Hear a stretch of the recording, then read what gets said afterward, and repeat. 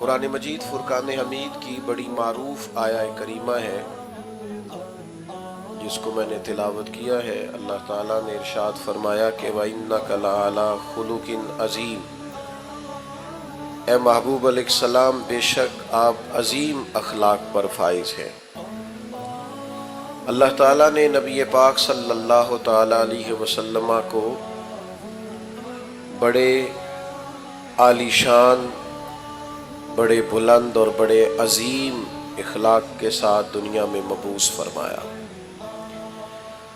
اور خود نبی کریم صلی اللہ تعالیٰ علیہ وسلم بیان فرماتے ہیں کہ میں دنیا میں اچھے اخلاق کی تکمیل کرنے کے لیے آیا ہوں۔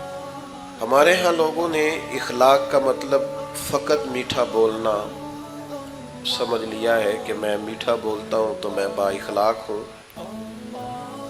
تو یاد رکھیے گا کہ میٹھا بولنا بھی اخلاق کا حصہ ہے، لیکن صرف میٹھا بولنا اخلاق نہیں۔ میٹھا تو لوگ اپنے مطلب کے لیے بھی بولتے ہیں، اپنا کام نکلوانے کے لیے بھی میٹھا بولتے ہیں، وقتی اور ضروری معاملات کے لیے بھی میٹھا بولتے ہیں۔ اصل اخلاق تو یہ ہے کہ آپ جب بھی بولیں سچ بولیں، آپ خوشامد سے بچیں، جھوٹ سے بچیں، بددیانتی سے بچیں۔ اکثر میں دوستوں کی خدمت میں ایک بات عرض کیا کرتا ہوں کہ ہمارے ہاں لوگوں نے سمجھ لیا ہے کہ 3 4 5 چیزیں صرف شاید سنت ہیں: میٹھا کھانا، مسواک کرنا، ٹخنوں کو رنگا رکھنا، امامہ باندھنا۔ یہ بڑی عظیم سنتیں ہیں، لیکن یاد رکھیے گا کہ حضور علیہ السلام کا جو سب سے پہلا تعارف لوگوں کو ہوا تھا، اور جس سے سب سے پہلے لوگوں نے حضور علیہ السلام کو جاننا شروع کیا تھا، وہ یہ تھا کہ یہ محبوب صادق ہیں اور امین ہیں، سچ بولتے ہیں اور دیانتدار ہیں۔ اخلاقی رویوں کا بہت بڑا فقدان ہوتا جا رہا ہے اور قحط پڑتا جا رہا ہے اخلاقیات کا۔ ہماری سوسائٹی آہستہ آہستہ اس طرح کی ہوتی جا رہی ہے کہ لوگوں کو صرف اپنے آپ سے غرض رہ گئی ہے، اپنے مفادات سے مطلب رہ گیا، اور باقی چیزوں سے لوگ آہستہ آہستہ نکلتے جا رہے ہیں۔ اچھی طرح سمجھ لیجئے گا کہ نبی پاک علیہ السلام نے بڑے عظیم ترین اخلاق کی طرف اپنی امت کی تربیت فرمائی۔ سب سے پہلی بات تو زندگی میں کبھی اپنا وقار نہ خراب ہونے دیں، کبھی جھوٹ نہیں بولیں۔ آپ کسی بڑے اچھے تاجر سے ملاقات کر کے دیکھ لیں، آپ اس سے پوچھیں گے کہ کتنی انویسٹمنٹ چاہیے اچھا کاروبار کرنے کے لیے، تو وہ آپ کو بتائے گا کہ انویسٹمنٹ سے زیادہ اس بات کی ضرورت ہوتی ہے کہ لوگ آپ پر اعتبار کریں۔ جس بزنس مین کا مارکیٹ میں اعتبار ہوتا ہے، لوگوں کو پتہ ہوتا ہے کہ یہ سچ بولتا ہے، یہ دیانتدار ہے، اس کا کاروبار زیادہ اچھا چلتا ہے۔ نبی پاک صلی اللہ تعالیٰ علیہ وآلہ وسلم نے ہمیشہ اپنے معاشرے کو، اپنی سوسائٹی کو سچائی کا پیغام دیا۔ جناب ابو سفیان رضی اللہ تعالیٰ عنہ فرماتے ہیں کہ مجھے جب شاہ روم نے بلایا تھا اور اس نے نبی پاک علیہ السلام کے بارے میں پوچھا تھا، تو اس وقت تک میں کلمہ نہیں پڑھتا تھا، تو میں نے اسی انداز میں وہ ساری گفتگو کی تھی جس انداز میں ہم حضور کے بارے میں کیا کرتے، اور ان سوالات میں ایک سوال اس نے یہ بھی پوچھا، یہ بخاری شریف سے لے کر تمام کتب میں یہ روایت موجود ہے، ایک سوال یہ بھی پوچھا تھا اس نے کہ بتائیے جس محبوب نے دعوی نبوت کیا ہے، کیا کبھی انہوں نے جھوٹ بھی بولا ہے؟ یہاں تو لوگ لوگوں کو ہنسانے کے لیے جھوٹ بولتے ہیں، کوئی فائدہ نہیں ہوتا، ذاتی طور پر ایک ٹکے کا فائدہ نہیں، لیکن بلا وجہ کے جھوٹ۔ کیا اس محبوب نے کبھی جھوٹ بولا ہے؟ کبھی؟ نوجوانوں سنو، اعتبار جس آدمی کا اٹھ جائے، وہ جتنا مرضی بڑا آدمی بھی ہو، وہ سوسائٹی میں صفر پہ آ جاتا ہے۔ سچ بولو گے تو اعتبار قائم ہوگا، لوگ آپ کی عزت کریں گے، قدر کریں گے، لوگ آپ کو آپ تھوڑی باتیں کریں زندگی میں، لیکن صرف اتنی کریں جتنی باتوں پر پورا اترنا ہے، اس سے زیادہ ایک جملہ بھی نہیں بولیں۔ ابو سفیان فرماتے ہیں کہ مجھ سے کہا، بادشاہ نے بتائیے کبھی حضور نے جھوٹ بھی بولا ہے؟ تو کہتے ہیں تھوڑی دیر کے لیے میں خاموش ہوا اور پھر زبان حال سے گویا کہا کہ وہ رشتے میں میرے بھتیجے ہیں، مخالفت میری بڑی ہے، جنگوں میں میں ان کے مقابل سپہ سالار بن کے آتا ہوں، میں نے انہیں سیدہ آمنہ کی گود میں بھی دیکھا ہے، دادا کے کندھوں پر بھی دیکھا ہے، چچا کے گھر میں بھی دیکھا ہے، جناب ختیجہ کا دولہا بنے بھی دیکھا ہے، اور ان کی گود میں بیٹیوں کو کھیلتے بھی دیکھا ہے، اور ان کے مقدس بال میرے سامنے سفید ہوئے۔ مخالفت اپنی جگہ پر محبوب کی زبان سے جب بھی نکلتا ہے حق اور سچ ہی نکلتا ہے۔ میری بات کو اچھی طرح سمجھیے گا، اس بات پر جو تبصرہ کیا نا شاہ روم نے وہ بڑا انوکھا ہے۔ شاہ روم کہنے لگے پھر بات تو ختم ہو گئی نا، جس بندے نے بندوں سے کبھی جھوٹ نہیں بولا وہ بھلا یہ والا جھوٹ کیوں بولے گا کہ میں اللہ کا رسول بن کے آیا ہوں؟ تو یہ صداقت کی دلیل ہے۔ تو ایک تو اخلاقی رویوں میں اس بات کو پیدا کریں کہ بلا وجہ کے جھوٹ اور بلا وجہ کی گپیں ان سے اپنے آپ کو نکالیں۔ دوسری ایک بہت بڑی اخلاقی ضرورت ہماری سوسائٹی کو ہے، وہ یہ ہے کہ کبھی کسی دنیا دار کے سامنے ہاتھ نہ پھیلائیں، کبھی کسی سے لالچ وابستہ نہ کریں، خودداری، عزت نفس، قناعت، جو اللہ نے آپ کو دیا اس پر پورے طور پہ راضی رہیں۔ لیکن کسی کی بڑی گاڑی دیکھ کر پریشان ہو جانا اور کسی شخص کا بنگلہ دیکھ کر پریشان ہو جانا، آج کل نوجوانوں میں ایک بڑی خوفناک بات پائی جاتی ہے۔ مجھے ایک دو جگہ سننے کا موقع ملا تو مجھے بڑی تکلیف ہوئی۔ وہ کہنے لگے جی کاروبار ضرور کرنا ہے ہم نے پر دوسروں کے پیسوں پہ کرنا ہے۔ تو خطرناک سوچ ہے، اس طرح کی سوچیں تو معاشرے کو کھا جاتی ہیں۔ یعنی آپ کسی کے بل بوتے پر جینا چاہتے ہیں۔ مسند امام احمد بن حنبل میں حدیث موجود ہے، ایک صحابی نے عرض کیا یا رسول اللہ ذلت کیا ہے؟ نبی کریم نے فرمایا لالچ نہ کرنا، ذلیل ہو جائے گا۔ تو یا رسول اللہ عزت کیا ہے؟ فرمایا جو رب نے تجھے دیا ہے تو اس پہ راضی ہو جا، اللہ تجھے عزت عطا فرما دے گا۔ تو خودداری اپنی طبیعت میں پیدا کریں، عزت نفس پیدا کریں۔ یہ ہاتھ پھیلانا، یہ ڈھونڈتے پھرنا کہ کوئی امیر آدمی مجھ پر مہربان ہو جائے، یہ خوابیں دیکھنا کہ کوئی ایسا جیک لگ جائے کہ میں بھی آگے چلا جاؤں، اس سے قومیں بزدل ہو جاتی ہیں، باصلاحیت لوگ بھی بیکار ہو جاتے ہیں۔ خود محنت کریں۔ اقبال کہتے ہیں اپنی دنیا آپ پیدا کر اگر زندوں میں ہے تو خود محنت کر۔ ایک کی تو پیشہ برا ہے دنیا میں اور وہ ہے کسی کے آگے ہاتھ پھیلانا، باقی تو جو ریڑھی لگاتا ہے اور مزدوری کر کے کھاتا ہے وہ بڑا عظیم آدمی ہے، باقی جو مزدور کے ہاتھ ہیں وہ بڑے قیمتی ہیں۔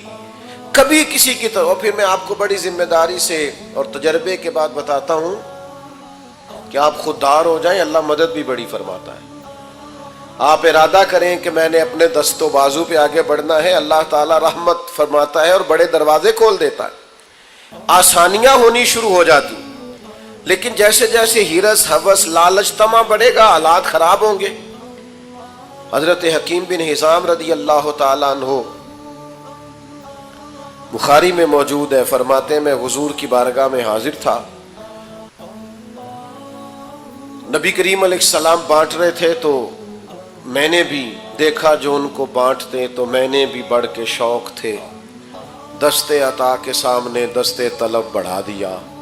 تو میں نے بھی عرض کی حضور مجھے بھی دیجئے، تو محبوب نے ایک دفعہ بھی دیا، دو دفعہ بھی دیا اور تین دفعہ بھی دیا، اور پھر ایک نصیحت بھی فرمائی، ایک تربیت بھی محبوب نے فرمائی۔ حضور فرمانے لگے حکیم یہ مال بڑا میٹھا ہوتا ہے، لیکن اگر قناعت کے ساتھ اسے لوگے نا، قناعت کے ساتھ، تو پھر یہ تمہارے لیے بہتر ہے۔ لیکن فرمایا اگر لالچ کے ساتھ لوگے نا، یہ حضور ہمیں سمجھا رہے ہیں، صحابی وسیلہ ہے اور ہمیں نصیحت ہو رہی۔ کریم فرمانے لگے اگر اس کو تم لالچ سے لوگے تو فرمایا اس آدمی کی طرح ہو جاؤ گے جو کھانا تو کھاتا ہے پر اس کا پیٹ نہیں بھرتا، وہ بار بار کھاتا ہے، بار بار کھاتا ہے، سہ سہ نفل نمازاں پڑھیاں پر ظالم نفس نہ مردہ ہوں، بار بار کھاتا ہے۔ تو جب آپ قناعت کرتے ہیں، اللہ پر بھروسہ کرتے ہیں اور مالک سے طلب کرتے ہیں تو پھر وہ بے حساب دیتا ہے۔ لیکن جب توجہ یہ ہو جائے کہ میں نے کسی دنیا دار سے لینا ہے، فلاں سے حاصل کرنا ہے، حضرت حکیم بن حزام کہتے ہیں محبوب نے کہا میرے ہاتھ پر بیعت کرو کہ کبھی کسی دنیا دار کے آگے ہاتھ نہیں پھیلاؤ، بیعت کرو۔ آپ فرماتے میں نے اپنے نبی سے وعدہ کیا، پھر عمر گزر گئی، کبھی کسی دنیا دار کے آگے ہاتھ نہیں پھیلایا، یہاں تک کہ وہ گھوڑے پر بیٹھے ہوتے تھے اور درہ کبھی ہاتھ سے گر جاتا تھا نا تو قریب غلام کھڑا ہوتا تھا تو اسے بھی نہیں فرماتے تھے مجھے اٹھا کے دے دو، خود گھوڑے سے اترتے تھے، خود درہ اٹھاتے تھے۔ خادم کہتا مجھے بتا دیتے میں کر دیتا، فرمایا کیسے بتا دیتے، میں نے اپنے نبی سے وعدہ کیا ہے کبھی کسی دنیا دار کے سامنے ہاتھ نہیں پھیلاؤں گا ذات کے لیے۔ حضرت ابو بکر صدیق کے زمانے میں انہیں بلایا گیا اور کہا گیا یہ آپ حصہ لے لیں، تو انہوں نے کہا نا جی، یہ مال غنیمت میں سے بھی میرا حصہ کسی اور کو دے دیں، میں نے حضور سے وعدہ کیا ہے۔ جناب عمر کے زمانے تک ان کا یہی حال رہا، پھر وصال فرمایا۔ تو یاد رکھیے گا جب تک خودداری نہیں نہ پیدا ہوتی، عزت نفس نہیں پیدا ہوتی، اتنی دیر تک آپ اخلاقی بلندی کو پا نہیں سکتے۔ وہ حاتم طائی سے کسی نے کہا تھا کبھی اپنے سے بڑا سخی بھی دیکھا ہے؟ اس نے کہا دیکھا ہے۔ وہ کیسے؟ کہنے لگے میں نے ایک دن سارے شہر کی دعوت پکائی تھی، تو میں نے کہا دیکھوں ذرا سارے لوگ آ گئے کہ کوئی رہ گیا ہے، تو میں چہرے پہ نقاب ڈال کے گیا تو ایک بوڑھا آدمی جنگل میں لکڑیاں کاٹ رہا تھا، تو میں نے اسے کہا بزرگوں آپ کو دعوت نہیں ملی آج؟ حاتم طائی کے ہاں دعوت تھی۔ تو کہنے لگا ملی تھی، تو گئے کیوں نہیں؟ تو حاتم کہتے ہیں وہ مجھے کہنے لگا مجھے نا اپنے ہاتھوں کی کمائی کا چسکا لگ گیا ہے۔ کس کمائی کا؟ ہلکا سا بولیے گا، اپنے۔ اور نبی پاک علیہ السلام فرماتے ہیں سب سے بہترین کمائی وہ ہے جو بندہ اپنے دو ہاتھوں سے کر کے کھاتا ہے۔ مجھے اپنے ہاتھوں کی کمائی کا چسکا لگ گیا ہے۔ حاتم کہتے ہیں میں بڑا پریشان ہوا کہ کمال ہو گئی یار، مزدور ہو کر دعوت اتنی قیمتی اور یہ گیا نہیں۔ کہتے ہیں میں گھوڑے پہ بیٹھ کے واپس آنے لگا تو پیچھے سے مجھے آواز دی، کہنے لگا یہ 3 دینار میرے بھی لے جانا اور وہاں جو لنگر پکا رہا اسے دے دینا، حاتم طائی کو تو ضرورت نہیں، بڑے بڑے اچھے لوگوں نے دعوت پہ آنا ہے، چلو تھوڑا حصہ میرا بھی پڑ جائے گا۔ تو حاتم کہتے ہیں میں گھوڑے سے گر گیا نیچے اور میں نے کہا ادھر آ تیرے ہاتھ چوموں، میں حاتم طائی ہوں، میں تو امیر ہو کے سخی ہوں، تو غریب ہو کے بڑا سخی ہے۔ نوجوانوں ہاتھوں کی کمائی، محنت، جد و جہد، یہ سارے بزدل لوگ ڈھونڈا کرتے ہیں۔ وہ ایک شاعر تھے نا، شاعروں سے معذرت کے ساتھ، تو بعض اوقات شعراء کی حالت بھی ایسی ہوتی ہے کہ لوگ 4 پیسے دے جاتے ہیں۔ تو وہ شاعر تھے تو وہ بڑی چادر لپیٹ رکھی تھی، تو کسی ویرانے میں بیٹھے تھے اور بال بکھرے ہوئے تھے، سب کی تو خیر یہ کیفیت نہیں ہوتی لیکن بعض کی۔ تو ایک شخص وہاں سے گزرا تو وہ 5 روپے پھینک گیا، تو اس شاعر نے بڑی تگڑی بات کی جو سمجھنے والی، اس نے کہا یہ پیسے کیوں دے رہے ہو؟ اس نے کہا آپ کو ضرورت ہوگی، آپ غریب ہیں۔ تو اس نے کہا ضرورت ہوگی تو اللہ رسول سے مانگوں گا، تم سے کیوں مانگوں؟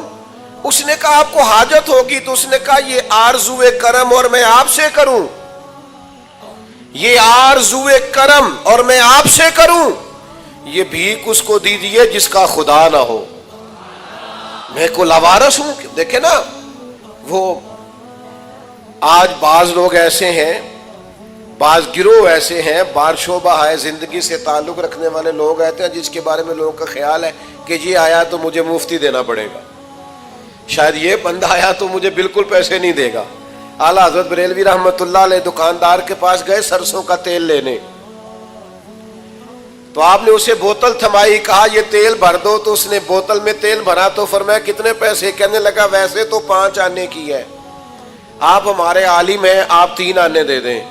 تو فاضل بریلوی نے پورے ہی 5 دیے، فرمایا تو پورے رکھ، میں اپنا علم 2 آنے کا نہیں بیچا کرتا۔ کرو مدح اہل دول رضا، پڑے اس بلا میں میری بلا، میں گدا ہوں اپنے کریم کا، میرا دین پارائے نہ نہیں۔ میرے عزیز خودداری، وقار، عزت نفس یہ چھوڑ دیں ہر وقت اپنے آپ کو مسکین ظاہر کرنا، یہ چھوڑ دیں ہر وقت. وہ ایک جگہ پہ بٹ رہا تھا کچھ سامان راشن کا، تو میں وہاں سے گاڑی میں گزرا تو میں نے ان لوگوں کو دیکھا کہ وہ لڑ رہے تھے، تو میں نے ایک کو سائیڈ پہ کر کے پوچھا کہ ویسے آپ یہ راشن کتنے دن کھا لیں گے، آپ کا کیا خیال ہے، ویسے کتنے کو دن، 15 دن 18 دن چلے زور لگا لیں 1 مہینہ، تو جب ساری زندگی محنت سے کما کے کھانا ہے تو یہ رسوائی آپ نے کیوں کٹھی کر لی؟ یہ آپ کو عزت سے دیتے نوازتے وہ بات الگ تھی، یہ کیا رنگ آپ نے اختیار کر لی؟ نوجوانوں جینا سیکھو یار، محنت کرنی سیکھو، مشقت کرنا سیکھو. میرے نبی پاک علیہ السلام نے اپنی امت کو محنت کا راستہ دکھایا ہے، مشقت کی راہ دکھائی ہے. یہ سنو، یہ سیاستہ میں حدیث ہے. ایک نوجوان نے آ کے عرض کیا تھا یا رسول اللہ کچھ دیجئے، تو نبی کریم نے فرمایا تیرے پاس کچھ نہیں؟ اس نے کہا یا رسول اللہ میرے گھر میں 1 کمبل اور 1 پیالہ ہے. اتنی بڑی تعداد میں آپ لوگ یہاں موجود ہیں، میں اگر پوچھوں نا آپ سے کہ کوئی اتنا غریب ہے جس کے گھر میں 1 ہی کمبل اور 1 ہی پیالہ ہو تو نہیں ملے گا اس مجمع میں. صرف 1 پیالہ اور 1 کمبل، یہ دیکھیں یہ اس کی راس ہے، انویسٹمنٹ ہے. حضور نے فرمایا لے کے آ، وہ لے کے آئے. اللہ کے رسول صلی اللہ تعالی علیہ وسلم نے بولی لگا دی کون خریدے گا؟ ایک صحابی نے کہا 1 دینار میں خریدوں گا، ایک نے کہا 2 دینار میں. حضور نے 2 دینار میں بیچ دیا. فرمایا جا 1 دینار کا کھانا لے جا گھر اور 1 دینار کا کلاڑا خرید کے لا. وہ کلاڑا خرید کے لایا تو تھا بڑا نصیبوں والا. فرماتے ہیں نصیب دیکھو اس کلاڑے کے اندر دستہ نبی پاک نے اپنے دستے مبارک سے لگایا.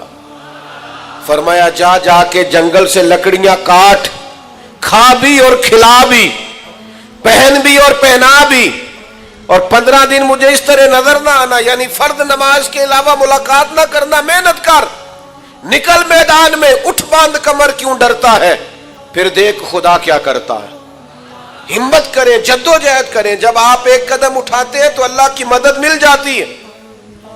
صحابہ فرماتے ہیں وہ 15 دنوں کے بعد آیا نوجوان، تو حضور نے پوچھا اب کیا حال ہے؟ کہنے لگا یا رسول اللہ پہلے 1 پیالہ تھا اب سارے گھر کے برتن بن گئے. حضور پہلے 1 بستر تھا اب سارے گھر کے بستر بن گئے. تو نبی پاک نے محنت کی طرف لگایا. ہمارے نوجوان نا بیچارے وہ ساری زندگی سوچتے رہتے ہیں میری کبھی وہ UK والی خالہ مہربان ہو جائے نا، وہ میرا امریکہ والا ماموں مہربانی کرے. تو آپ پریشان نہ ہو، ماموں کو بھی پتہ ہے آپ کی توجہ اس طرف ہے. ان سے بھی کوئی ہاتھ ملاتا ہے تو انہیں یوں ہی لگتا ہے کہ شاید اس کو بھی مجھ سے لالچ ہے، اس کو بھی وہ بھی بیچارے الجھے ہوئے. ان چکروں سے باہر کیوں نہ آئے؟ آپ کو پتہ ہے زندگی میں خوش کون ہوتا ہے؟ جو اپنے نصیب سے خوش ہو جاتا ہے، جو خود سے محنت کرتا ہے، جو خود سے جدوجہد کرتا ہے. سارے ڈھونڈتے پھرنا، گردن کو جھکا دیتا ہے خیرات کا پتھر، اور جہاں میں مانگنے والوں کے سر کبھی اونچے نہیں ہوتے. وہ حضرت حسن بصری رحمت اللہ علیہ کے پاس میں ایک نوجوان آیا، اس نے آ کے کہا حضور آج کے بعد میں نے محنت نہیں کرنی. فرمایا کیا ہوا؟ کہنے لگا آج میں نے عجیب نظارہ دیکھا ہے. شیر نے شکار کیا ہے اور ایک بکرا اس نے مارا ہے اور آدھے سے زیادہ خود کھایا ہے اور باقی بچا ہوا لے کے پہاڑ پہ چڑھ گیا. وہاں ایک اندھی لومڑی بیٹھی تھی، باقی کا شکار اس نے لومڑی کو کھلایا ہے. تو میں سمجھ گیا ہوں جو رب اس اندھی لومڑی کے لیے وہاں بندوبست کرتا ہے نا، بھیجتا ہے، وہ مجھے بھی بھیجے گا، لہذا میں نے کام نہیں کرنا اب. تو خواجہ حسن بصری مسکرائے اور بڑا ہی مسکرائے، اور پھر اس بچے پر شفقت کا ہاتھ پھیرا. کہنے لگے پتر کمال ہے نا تیری سوچ، تو نے کہانی میں 2 کردار دیکھے، ایک لومڑی ایک شیر. تو نے لومڑی بننے کا پروگرام بنایا، شیر بننے کا کیوں نہیں بنایا؟ تو شیر بننا، تو شکار کر، خود بھی کھا اور دوسروں کو بھی کھلا. لیکن یہ کیا ذائقہ ہوا کہ بس وہیں گر جانا ہے، اسی طرف ہی صرف آنا ہے. ایک تو سچ بولیں، خوددار بنے، اور تیسرا حضور نے ہمیں جو اخلاق سکھایا ہے نا وہ یہ ہے کہ سوچ چھوٹی نہیں رکھنی، کبھی بھی سوچیں بڑی ہونی چاہیے، دائروں میں بند نہ ہو. نبی پاک صلی اللہ تعالی علیہ وسلم مخلوق کے رسول بن کے آئے. حضور جب بھی بات کرتے تھے عالمی کرتے تھے. نبی کریم جب بھی سوچیں دیتے تھے قومی اور ملی دیتے تھے. ہمارا مسئلہ یہ ہے کہ ہماری سوچیں ذاتی ہیں، قومی نہیں، ملی نہیں، عالمی نہیں. یعنی جس بندے نے 6 کروڑ کا گھر بنایا ہے نا، وہ 5 لاکھ روپیہ اپنے دروازے میں گلی میں لگانے کو تیار نہیں ہوتا. وہ کہتا ہے جی یہ گھر تو میرا ہے تو گلی سانجھی ہے. وہ خدا کے بندے ملی سوچیں پیدا کریں، ملی، قومی.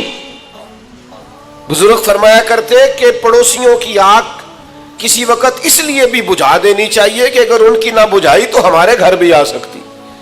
آپ دوسروں کا بھلا اس نیت سے کر دیں کہ سوسائٹی میں سکون پیدا ہو، معاشرے میں امن قائم ہوگا. ہم کیا کرتے ہیں؟ ہماری سوچیں بڑی ذاتی ہیں اور چھوٹی ہیں، معاف کیجئے گا. جب تک سوچیں بڑی نہیں ہوتی، ملی نہیں ہوتی، قومی نہیں ہوتی. حضور جب بھی بات کرتے تھے مضبوط بات کرتے تھے، جب بھی بات کرتے بڑی بات کرتے.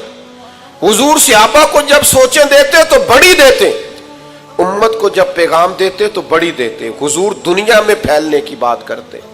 نبی پاک صلی اللہ تعالی علیہ وسلم ایک سفر سے واپس آئے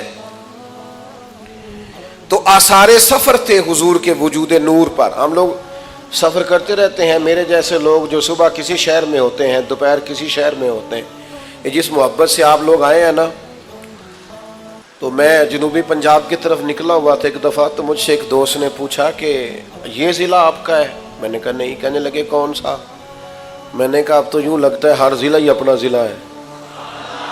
عدم سے لائی ہے ہستی میں آرزو رسول، اور کہاں کہاں لیے پھرتی ہے جستجو رسول.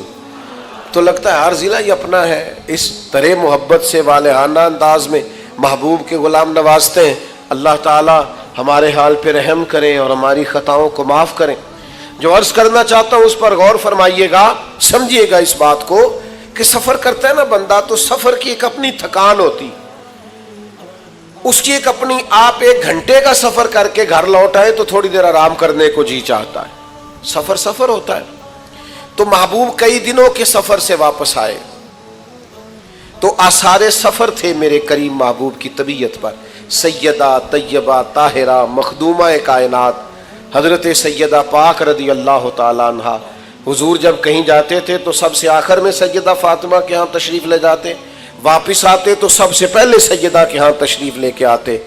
تو حضور سب سے پہلے چونکہ ان کے کاشانہ نور میں گئے تو نبی کریم صلی اللہ تعالیٰ علیہ وآلہ وسلم پہنچے تو وہ سفر کے آثار اور بظاہر تھکاوٹ دیکھ کے نا، تو حضرت فاطمہ رضی اللہ تعالیٰ عنہ تھوڑی سی پریشان ہوئی اور رونے لگی اور عرض گزار ہوئی یا رسول اللہ صلی اللہ علیہ وسلم آپ کتنی مشقت اٹھاتے ہیں دین کے لیے، کتنی جد و جہد کرتے ہیں. اچھا ہمارے بچے ہمارا کو دکھ بیان کرے نا، ہمارے بچے تو ہم کہتے ہیں پتر تینوں تو ایک گل دا پتہ ہے، میرے کو تیدو وڈیاں وڈیاں داستانہ نے، میں تو بڑا دکھی ہوں. وہ میں اکثر کہا کرتا ہوں اپنے گھر والوں سے کہ میں گھر میں آتا ہوں تو میں یہ نہیں چاہتا میں تھکا ماندہ آؤں اور برے حال سے آؤں اور میرے بچے کہیں کہ ہم نے وہ کام نہیں کرنا جو ہمارا ابا کرتا ہے. یہ بڑی مشکل میں ہے. ہم خوش گھر میں جائیں تاکہ ہمارے بچے کہیں کمال ہے. ہمیں بھی یہی فیلڈ اختیار کرنی چاہیے. ہم کچھ ایسے رویے بناتے ہیں جن سے آنے والی نسل پھر پوری طور پر استفادہ نہیں کر پاتی. نبی کریم صلی اللہ تعالی علیہ وسلم کا انداز دیکھیے. جب سیدہ پاک رضی اللہ تعالی عنہ نے عرض کیا نا یا رسول اللہ آپ کتنی مشقت اٹھاتے ہیں، پتہ ہے حضور نے کیا فرمایا؟ نوجوانوں غور کرنا. کریم فرمانے لگے فاطمہ آپ کے والد کو اللہ نے بڑے مقاصد کے لیے دنیا میں مبعوث فرمایا. ہم بڑے مقاصد لے کے دنیا میں آئے ہیں. بڑے فرمایا کوئی گھر کچا بچے گا نہ پکا بچے گا، نہ کوئی جھونپڑی بچے گی جہاں اللہ ہمارے دین کے پیغام کو پہنچا نہیں دے گا.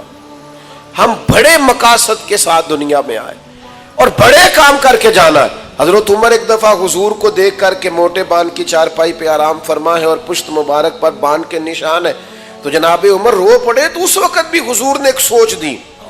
فرمایا عمر تو پسند نہیں کرتے کہ کیسر و کسرا دنیا میں تھوڑی آسانی اٹھائیں اور آخرت میں رسوا ہو جائیں، اور دنیا میں تھوڑی مشقت کریں اور آخرت کی ساری عزت اللہ ہمیں ہی عطا فرما دے. سوچوں کو بڑا کرنا پڑے گا، وسیع کرنا پڑے گا.